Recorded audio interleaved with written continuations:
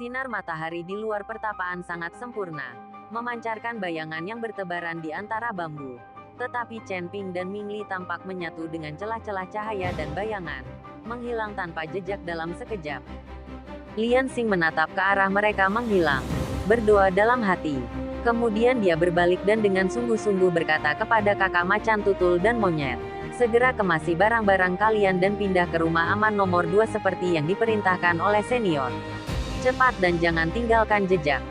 Chen Ping dan Ming Li bergerak dengan kecepatan tinggi melalui jalan-jalan dan atap-atap kompleks kota Dewa Giok seperti dua bayangan terlihat. Mereka menghindari semua jalan utama dan area yang dijaga ketat, memilih gang-gang yang tenang, halaman-halaman yang terbengkalai, dan bahkan saluran drainase bawah tanah. Gerakan mereka tidak dapat diprediksi, dan aura mereka disembunyikan secara ekstrim. Sebagai anggota klan hantu, Ming Li secara alami terampil dalam menyembunyikan diri, dan sekarang dia membuat aura hantunya tak terlihat, mengikuti Chen Ping dari dekat. Sekali lagi mengagumi kemampuan menyelinap Chen Ping yang tak terduga. Sekitar satu batang dupa kemudian, keduanya diam-diam mendekati tembok tinggi di sisi barat rumah Dewa Giok. Ini bukan pintu masuk utama, jadi para penjaga relatif lemah. Tetapi rune pertahanan samar masih mengalir di sepanjang dinding giok yang tinggi, dan ada penjaga tersembunyi di beberapa tempat.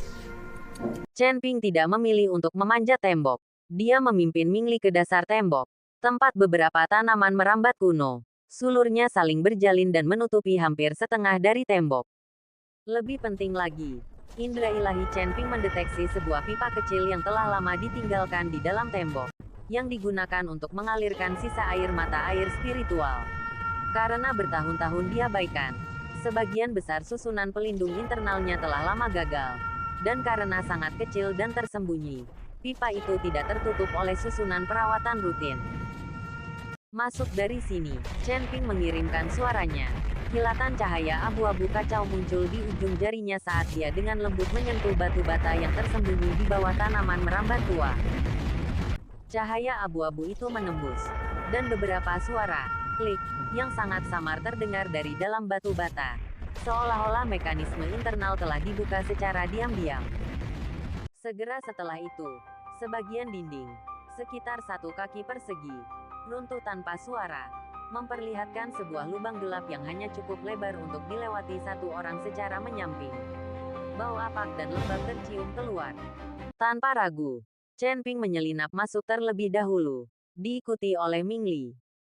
Begitu masuk, Chen Ping mengetuk sebuah titik di bagian dalam batu bata dinding yang longgar, dan lubang itu kembali ke keadaan semula tanpa suara, tampak identik dengan dinding di sekitarnya dari luar. Di dalamnya terdapat jalan setapak batu yang sempit dan menurun, tertutup lumut yang licin. Udara dipenuhi bau apak dan sedikit kelembapan. Keduanya menuruni jalan setapak beberapa puluh kaki, hingga muncul persimpangan jalan. Berdasarkan tanda pada peta Lian Xing dan intuisi ilahinya sendiri, Chen Ping memilih jalan sebelah kiri, lorong yang lebih dalam dan terpencil, hampir setengahnya terhalang oleh tanah dan bebatuan yang runtuh. Seperti terenggiling yang paling lincah, mereka melintasi pipa-pipa dan celah-celah bawah tanah yang sempit, rumit, dan berbahaya yang ditinggalkan. Di beberapa tempat, kekuatan kekacauan dibutuhkan untuk secara halus mengikis pagar besi berkarat yang menghalangi jalan. Di tempat lain, seseorang harus dengan hati-hati menghindari pecahan pembatasan kuno yang masih menyimpan jejak agresi yang samar. Sepanjang proses tersebut, Chen Ping menunjukkan wawasan dan kendali yang menakjubkan atas energi dan struktur, selalu menemukan jalan teraman dan tercepat. Ming Li mengikuti dalam diam. Hatinya semakin cemas. Ini jauh lebih dari sekadar kekuatan superior. Ini membutuhkan kekayaan pengalaman yang luar biasa dan pikiran yang sangat tenang. Berapa banyak situasi berbahaya yang telah dialami Chen Ping untuk mengasah kemampuan seperti itu.